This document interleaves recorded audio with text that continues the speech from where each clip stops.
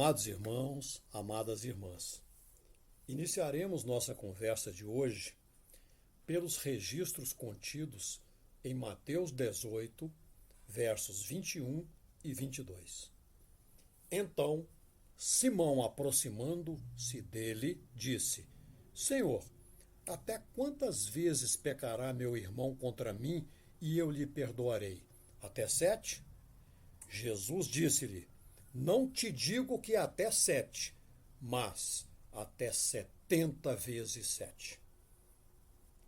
Já lhes ocorreu questionarem sobre esse número citado pelo Divino Mestre? Por que ele não disse, por exemplo, 1000 vezes ou incontáveis vezes? Não. Nosso Senhor e Redentor expressou-se de modo preciso, até 70 vezes 7.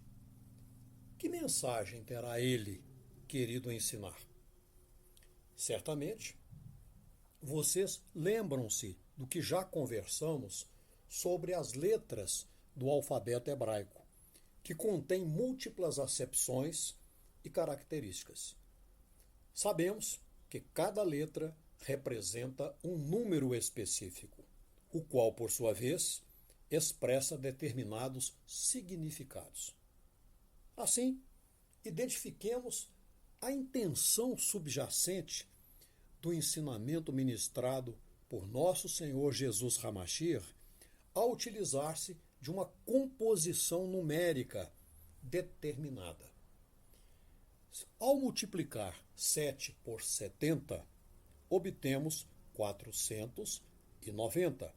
Fazendo a redução desse número para um outro número com até 2 algarismos, fica assim: 4 mais 9 mais 0 igual a 13.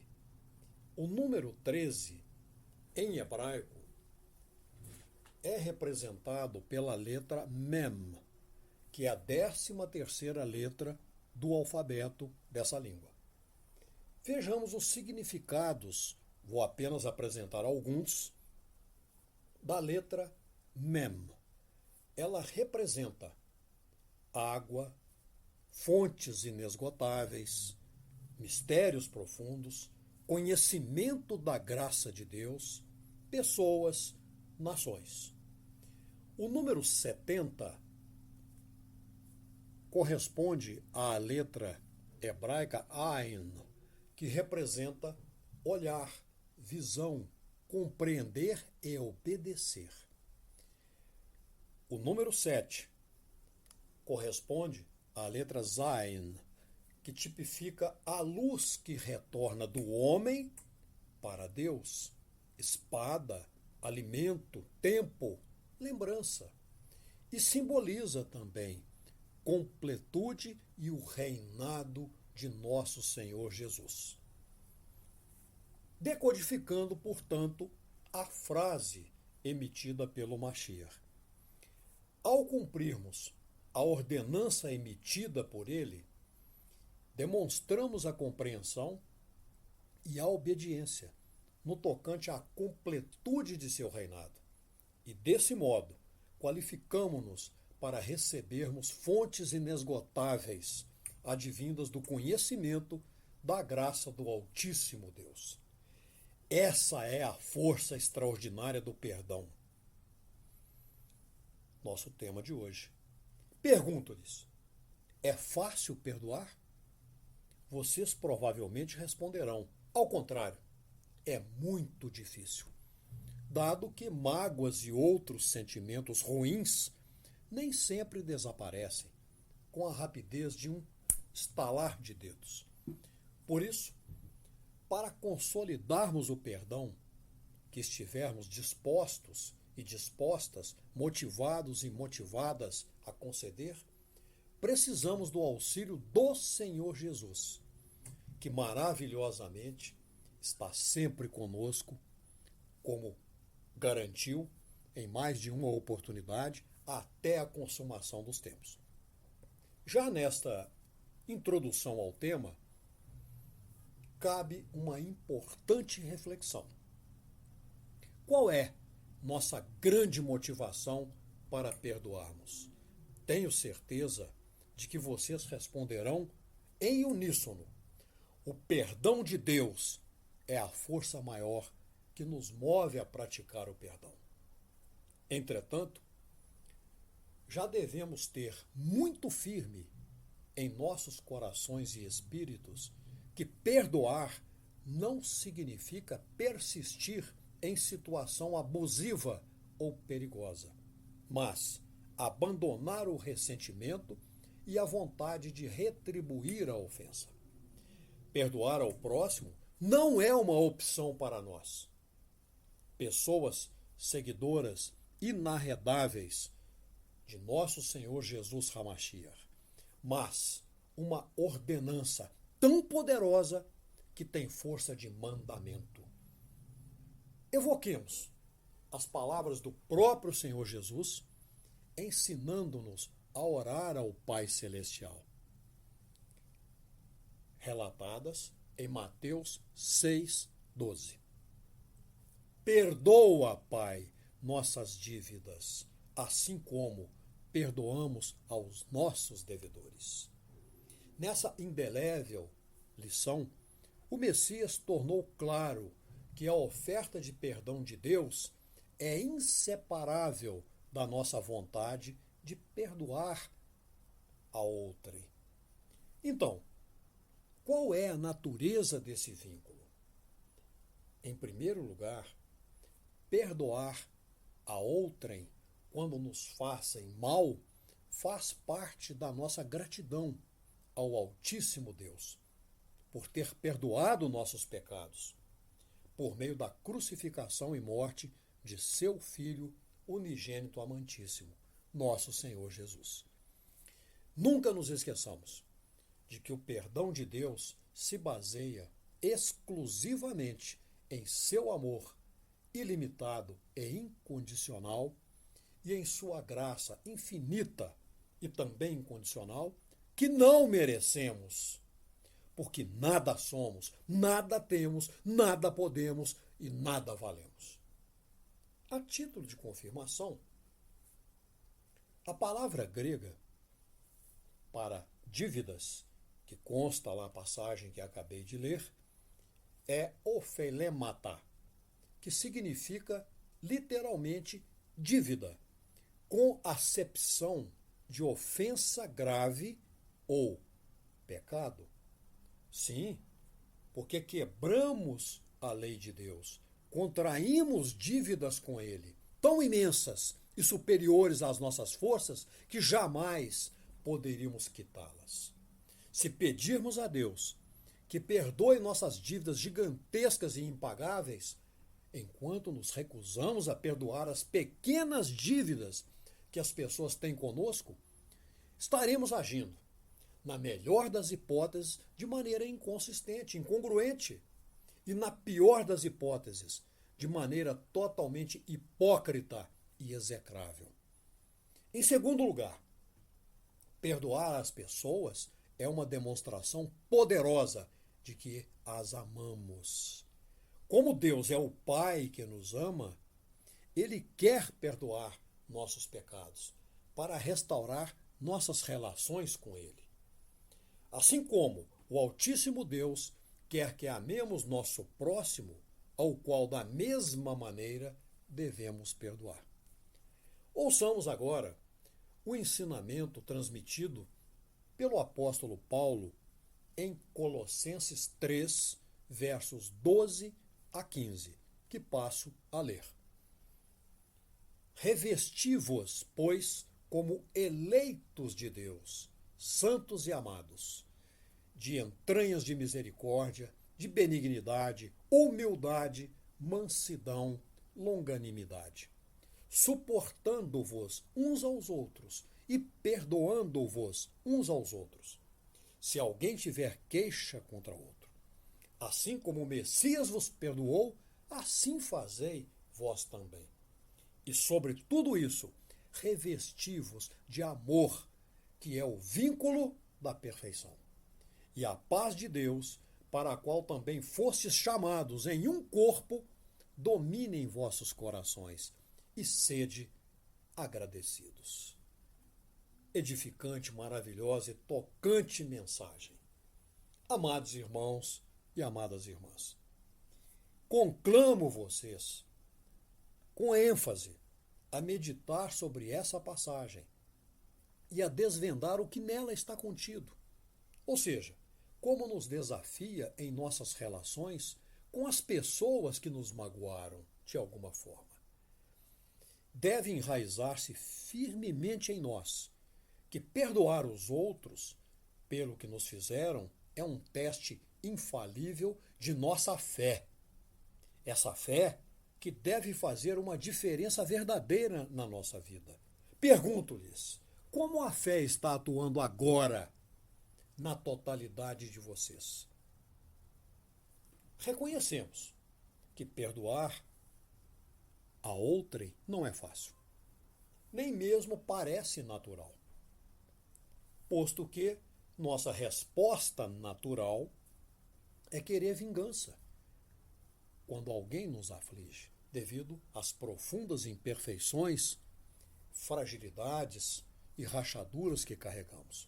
Porém, nosso Senhor Jesus perdoou aos seus inimigos, que o crucificaram, orando por eles naquele momento de intenso sofrimento antes de morrer. Lembram-se de Lucas 23, 34?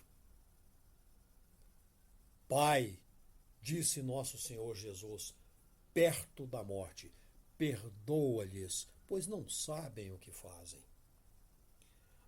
Alguém, nesse momento, pode apresentar alguma objeção, dizendo que o Senhor Jesus era, como sempre foi, é e sempre será, o Filho unigênito de Deus. E nós não somos, e que ele está além da nossa natureza humana pecadora. Portanto, amar nossos inimigos como ele mandou. Entretanto, se a sã doutrina consiste, e isso é verdade incontestável, em termos uma relação pessoal com Deus, e pelo fato de o Altíssimo Deus ser real e onipotente, então, certamente, ele capacitará as pessoas que nele confiam para que sintam o poder do seu amor incondicional e do seu perdão nas suas próprias vidas. Sem perdão não há nem pode haver paz genuína. Como todos nós fazemos mal e nos magoamos uns aos outros, precisamos pedir perdão, tanto quanto perdoar. Dizer que sentimos muito e pedir o perdão das pessoas a quem causamos mal, às vezes é mais difícil, mais duro do que perdoar a quem nos causou mal. Porém, se com a ajuda de Deus, que devemos sempre pedir, decidirmos fazer do perdão nossa forma de vida, isso nos levará à paz verdadeira. Paz conosco, com os outros e, sobretudo, com Deus. Essa paz é uma bênção grande, maravilhosa, indescritível, da qual nosso Pai Celestial quer que todos e todas usufruamos. Pergunto-lhes, à guisa de provocação apostólica, há alguém que vocês precisem perdoar? Ou a quem precisem pedir perdão? Agora é um momento propício e pertinente para decidirem-se e partirem para a ação. Pedir perdão ou perdoar? Agora pergunto-lhes, perdoar é esquecer?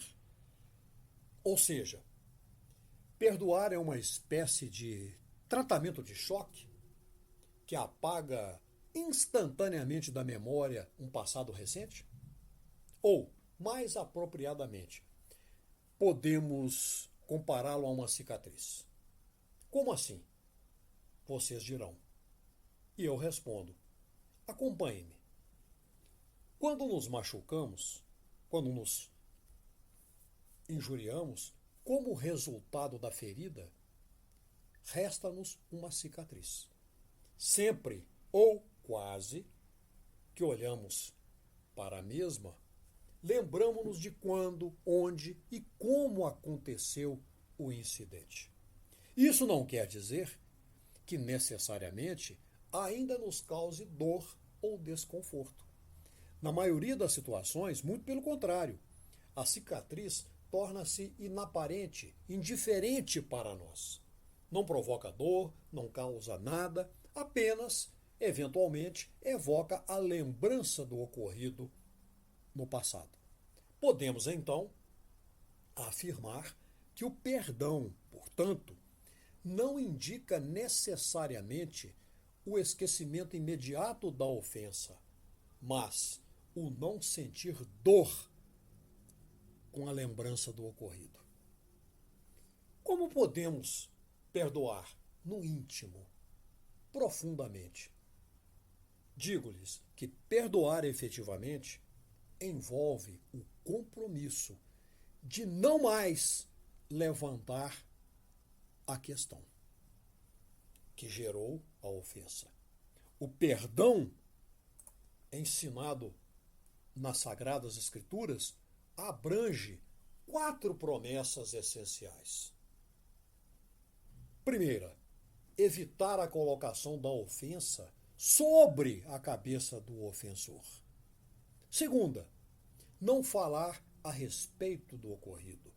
Terceira, não ocupar a mente com a questão. Isso significa adotar atitudes e práticas que levem ao esquecimento. Quarta, se Deus se esquece de tudo quando nos perdoa, como é possível afirmar que não devemos esquecer também?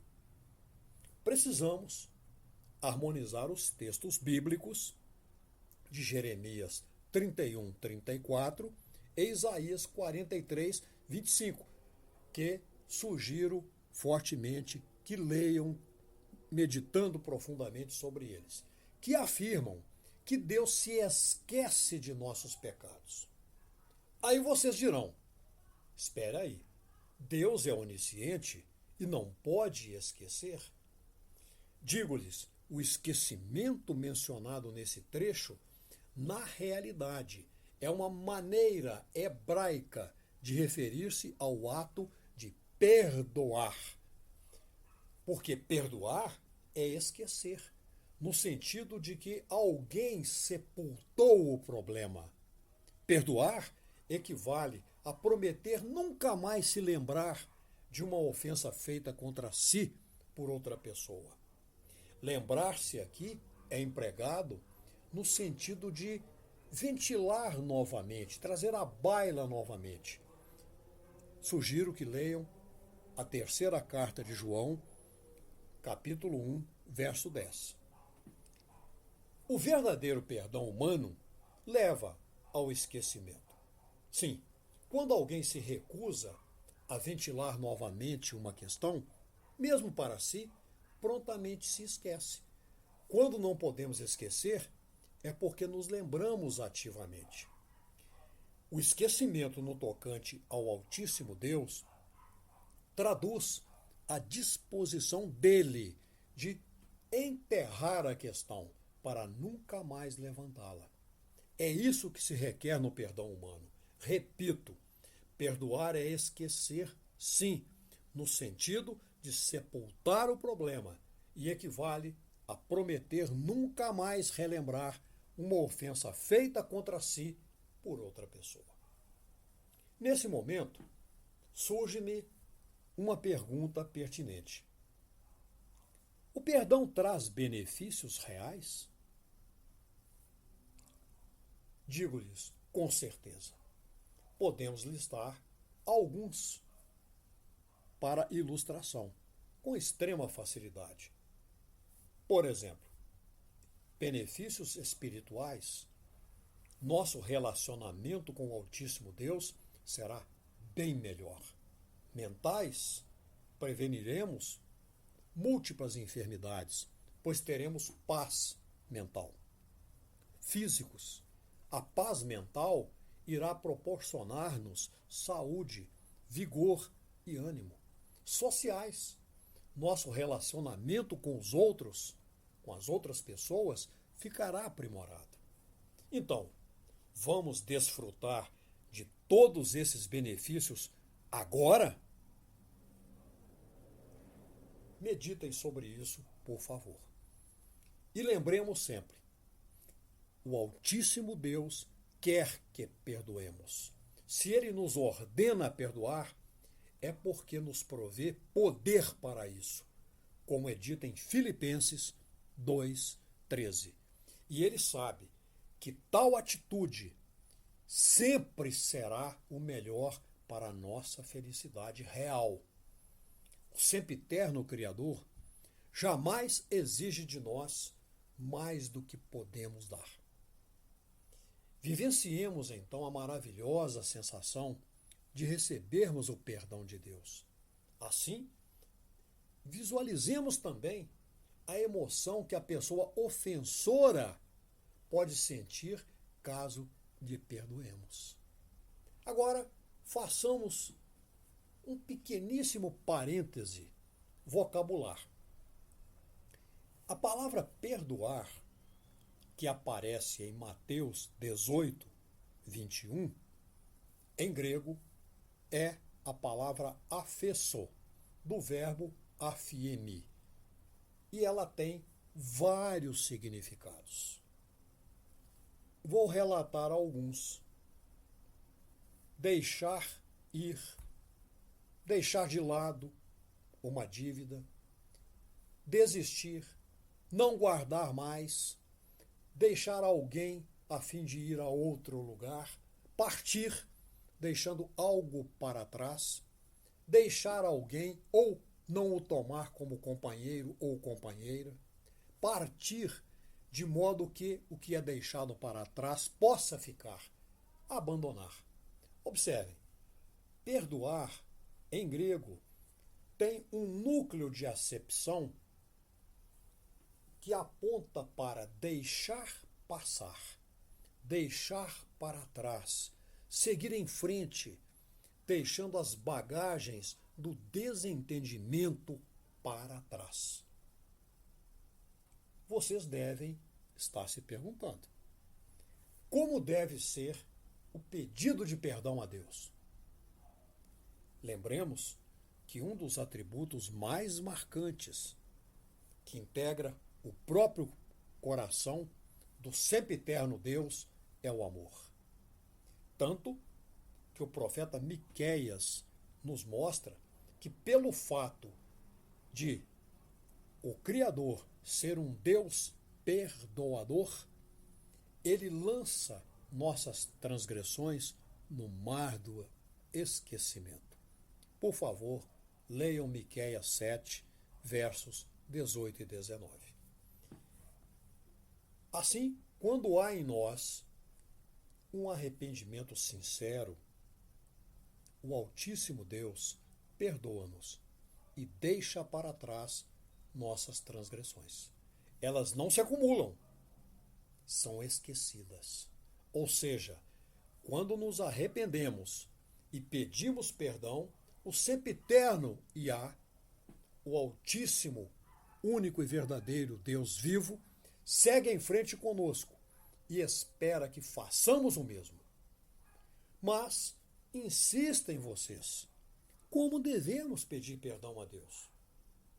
Uma ótima referência para entendermos e enunciarmos a resposta é a parábola do fariseu e do publicano, que pode ser encontrada no Evangelho escrito por Lucas, capítulo 18, versos 10 a 14.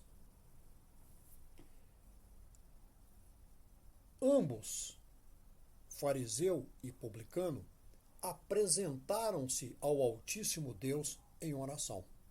Porém, apenas um deles foi perdoado. E para surpresa das pessoas que presenciaram ou que ouviram isso, foi o chamado desventurado, o pobrezinho publicano, e não o doutor da lei. Por quê? A melhor resposta está na atitude própria de cada um. Aos seus próprios olhos, o publicano considerava-se um indigno pecador e, por isso, suplicava o perdão de Deus. Vemos isso no verso 13.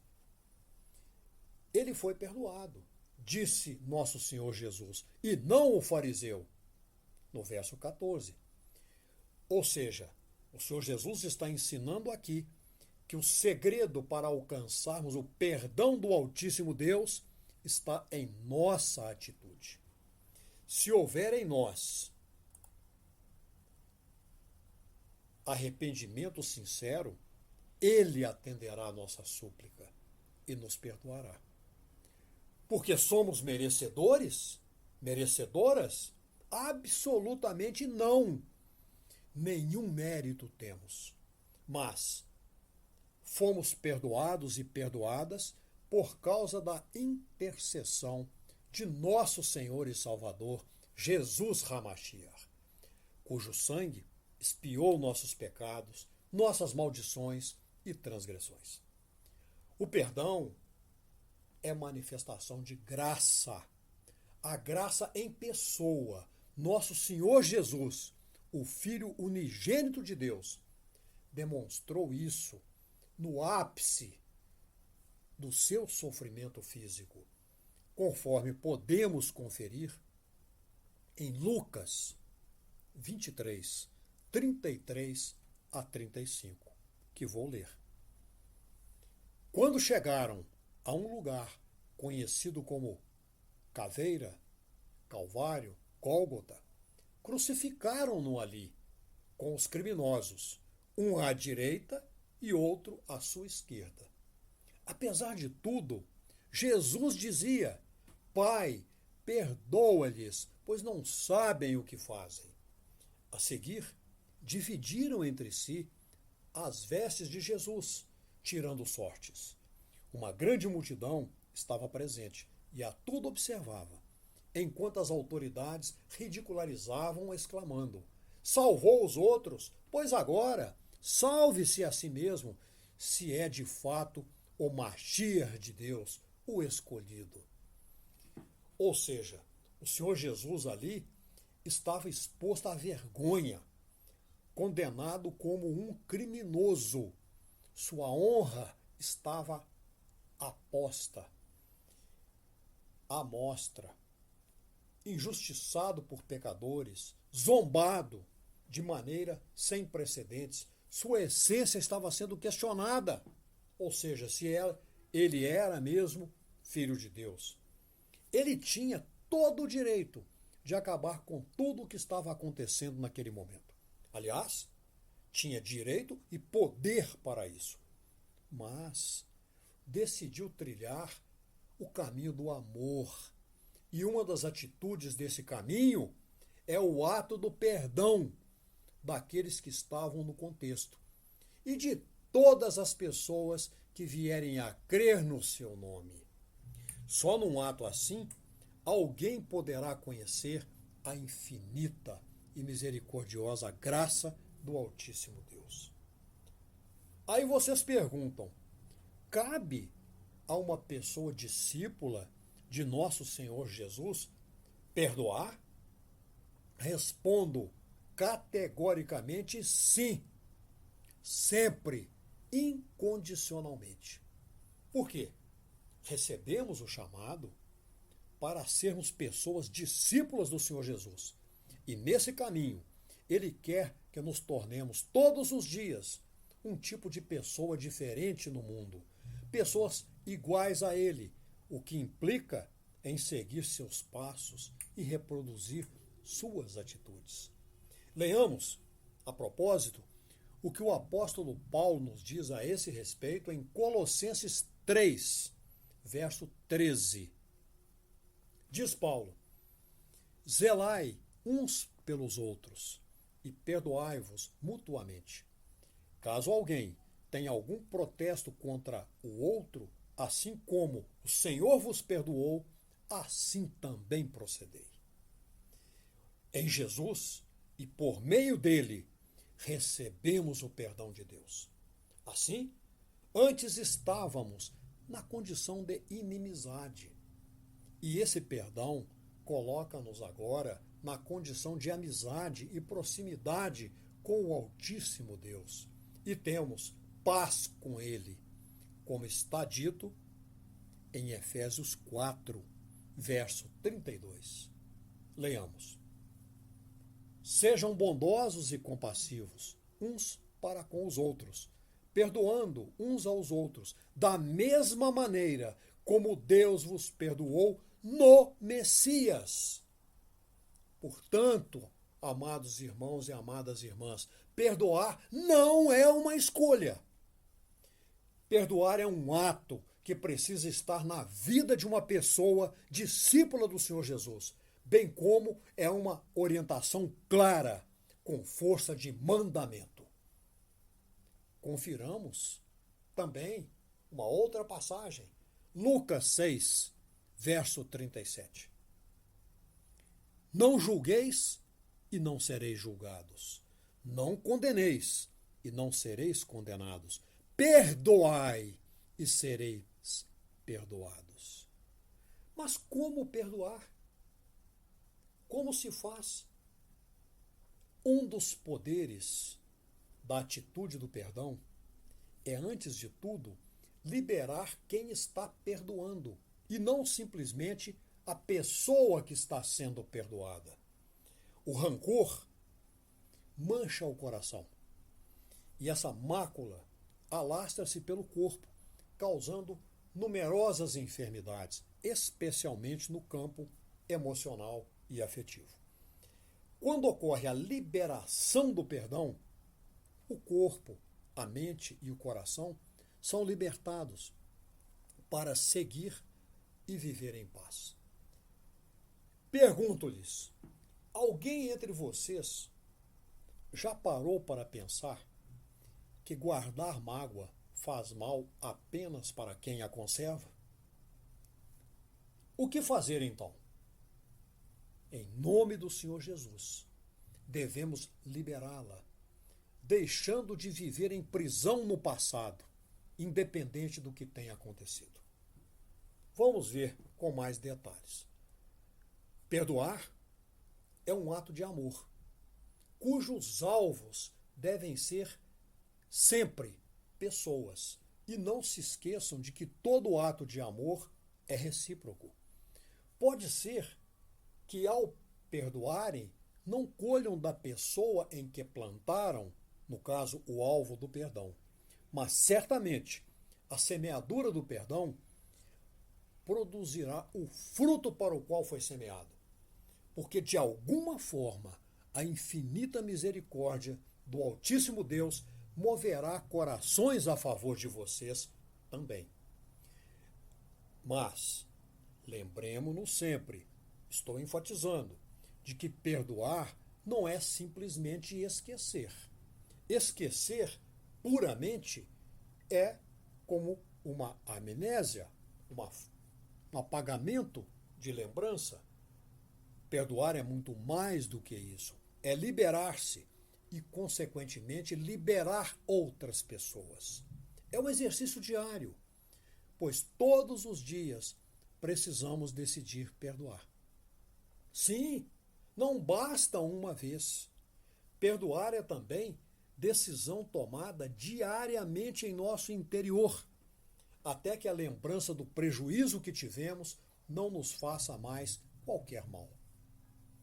Neste momento, ocorreu-me falar-lhes sobre mãos e grilhões, cadeias. Visualizem comigo duas mãos estendidas em direção ao Altíssimo Deus em sentido de oração. Mas há uma algema que tolhe a liberdade dessas mãos. Tal algema representa a vida de uma pessoa que não perdoa ao seu próximo ou que tem sérias dificuldades de perdoar alguém de modo genuíno, verdadeiro. Uma pessoa que assim se comporte tem vida espiritual fracassada, morta, deteriorada, aprisionada, sem comunhão alguma com o Altíssimo Deus. E suas orações ficam retidas, permanecem confinadas e não ultrapassam o espaço onde elas estão sendo realizadas. Tenhamos, então, por verdade que a falta do perdão genuíno produz amargura, prisão da alma, tristeza. Mesmo que uma pessoa impiedosa venha a produzir bons frutos profissionais e cresça financeiramente, ela terá uma alma triste, sem comunhão com Deus, pelo simples fato de não conseguir perdoar a outrem. A falta de perdão transforma o coração do impiedoso ou da impiedosa em um depósito de objetos antigos e inúteis.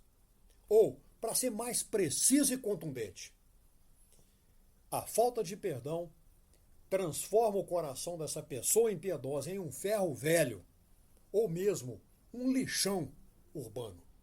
Para tal pessoa, o tempo passa e as amarguras só tendem a aumentar, porque há um acúmulo progressivo de lixo, de coisas ruins, mágoas, fantasmas, sofrimentos.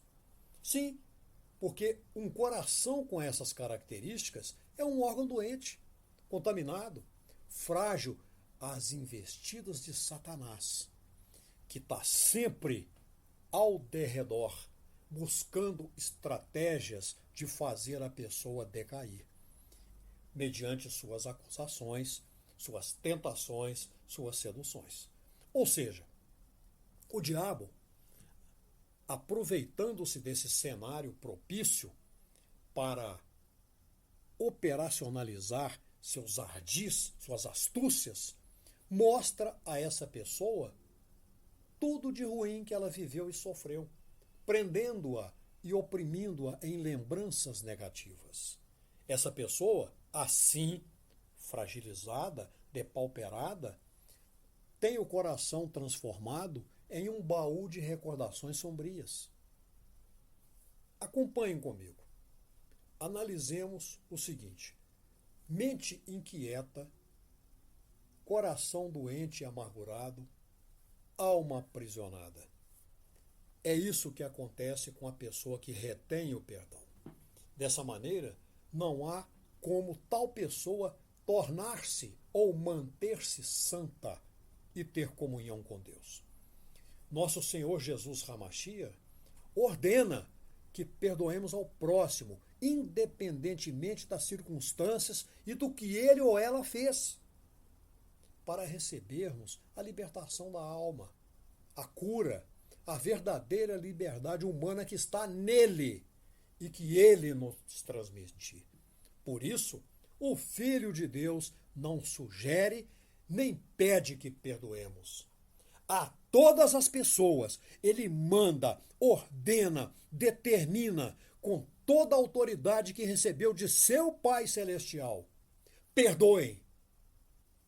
Recordemo-nos agora de uma outra parábola que está anotada lá em Mateus, capítulo 18, abrangendo os versos 25 a 34, na qual nosso Senhor Jesus compara o reino dos céus com um certo rei que quis acertar contas com seus servos, começando por aquele que lhe devia uma enorme soma, 10.000 talentos.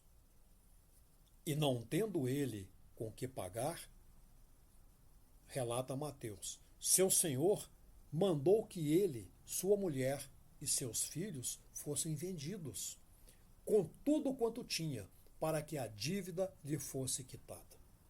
Então, aquele servo, prostrando-se, o reverenciava, dizendo: Senhor, seja generoso para comigo, e pagar-te-ei tudo. Assim, o senhor daquele servo, movido de íntima compaixão, soltou-o e perdoou-lhe a dívida. Mas o que aconteceu em seguida? Que atitudes tomou esse servo que acabara de receber tão excelente dádiva? Vamos ver a sequência, relatada por Mateus nos versos seguintes, 28 a 31. Diz Mateus, reproduzindo as palavras do Senhor Jesus: saindo, porém, aquele servo, encontrou um de seus conservos, que lhe devia 100 dinheiros. Lembram-se de que ele devia, esse que era credor de 100 dinheiros, devia ao seu senhor 10.000 talentos. E então, lançando mão do devedor, sufocava-o dizendo: paga-me o que deves. Então, seu companheiro, prostrando-se a seus pés, rogava-lhe dizendo: seja generoso para comigo, que tudo te pagarei. Ele, porém, não quis, mas antes foi encerrá-lo na prisão até que pagasse a dívida. Vendo, pois, seus conservos o que acontecia, contristaram-se muito e foram declarar ao seu senhor tudo o que se passara. Como reagiu o senhor desses servos diante das circunstâncias? A resposta está consignada em Mateus, nos versos seguintes, 32 a 34. Então, seu senhor, chamando-o à sua presença, disse-lhe: servo malvado, perdoei-te toda aquela dívida, porque me suplicaste. Não devias tu, igualmente, ter compaixão do teu companheiro, como eu também tive misericórdia de ti? Indignado, o Senhor entregou-o aos bassanistes. Estou usando a palavra grega aqui porque essa palavra tem um sentido de aquele que extrai a verdade por meio de tortura, até que pagasse tudo o que lhe devia. Observemos que o próprio Altíssimo Deus entrega a pessoa que não perdoa às opressões diabólicas, pois ela deixou de reconhecer o fato de o Mashiach tê-la perdoado e ter se compadecido dela. Eis as palavras severas de nosso Senhor Jesus Hamashiach, no verso 35, na sequência desse capítulo de Mateus. Assim, diz o Senhor Jesus, vos fará também meu Pai Celestial, se do coração não perdoardes cada um a seu irmão as suas ofensas. Por isso, amados irmãos e amadas irmãs, a pessoa que aprende a perdoar e assim passa a proceder, torna-se livre no Senhor Jesus e não pode ser, de nenhuma forma, ferida, quanto mais vencida por Satanás. Confiramos também as palavras de Paulo em 2 Coríntios 2, versos 9 e 10. Para isso vos escrevi também, para por esta prova saber se sois obedientes em tudo. E a quem perdoardes alguma coisa, também eu. E o que eu perdoei, se é que tenho perdoado, por amor de vós, o fiz na presença do Mashiach, para que não sejamos vencidos por Satanás. O perdão é um verdadeiro mandamento que só se realiza plenamente por intermédio de uma condição. Devemos perdoar o próximo para termos e mantermos comunhão com Deus. Mas se assim não fizermos, Deus também não nos perdoará em nada. Ou seja, deixaremos de ter ou manter comunhão com Ele e passaremos a viver debaixo da servidão do mal e tornar-nos-emos vulneráveis às investidas astuciosas do diabo. Recordemo-nos sempre que o Altíssimo Deus nos chamou à liberdade no Senhor Jesus Hamashiach. E nosso Mestre e Senhor revelou-nos um segredo para recebermos cura espiritual e alcançarmos todas as promessas de Deus. Que segredo esplendoroso e eficaz foi esse e continua sendo? O perdão, que também é a chave, o caminho para recebermos as bênçãos do Pai Celestial. Ouçamos agora nosso Senhor e Redentor, como foi registrado em Marcos 11, 24, 26 e também ratificado em Mateus 6, 14 e 15. Disse nosso Senhor Jesus: por isso digo-vos, que tudo o que pedirdes em oração, crede que recebestes, e será vosso. E quando estiverdes orando, se tendes alguma coisa contra alguém, perdoai, para que vosso Pai que está nos céus vos perdoe as vossas ofensas. Mas, se vós não perdoardes, também vosso Pai que está nos céus não vos perdoará as vossas ofensas. E para finalizar, amados irmãos e amadas irmãs, as Escrituras Sagradas trazem-nos a ideia de que o perdão é algo que se manifesta em nós em direção a outra pessoa. A teoria do perdão de dentro, introspectivo, que fazemos em nós mesmos, pertence à ciência, à psicologia, à pessoa humana, mas não tem amparo bíblico. O perdão é de mim, de você, para outra pessoa e ou de outra pessoa para mim ou para você, como o apóstolo Paulo nos ensinou em Efésios 4, 32. Antes, sede uns para os outros, benignos, misericordiosos, perdoando-vos uns aos outros, reciprocamente, como também Deus vos perdoou no Messias. E Paulo continua ensinando em Colossenses 3, 13, suportando-vos uns aos outros e perdoando-vos uns aos outros, se alguém tiver queixa contra o outro.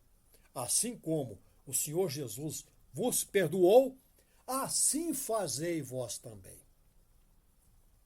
Só se consegue cumprir esse mandamento de Deus quando a luz do arrependimento brilhar no coração endurecido e quebrantá-lo.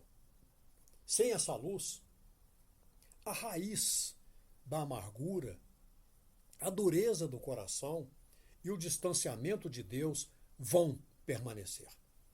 O perdão, portanto, é um exercício humano que só pode ser atingido quando o Santo Espírito de Deus leva a pessoa a arrepender-se. Disso falaremos numa outra oportunidade, sobre o arrependimento e suas características. Agora vou falar uma pequena frase para vocês: amor, aceitação e perdão. Essas três coisas são absolutamente essenciais para qualquer pessoa, para qualquer ministério que consistentemente levará as pessoas para a maturidade e a inteireza espiritual. Se a igreja quiser ser a força para Deus no mundo que ela foi projetada para ser, terá de aprender e praticar. Repito, terá de aprender e praticar a amar as pessoas, aceitá-las e perdoá-las.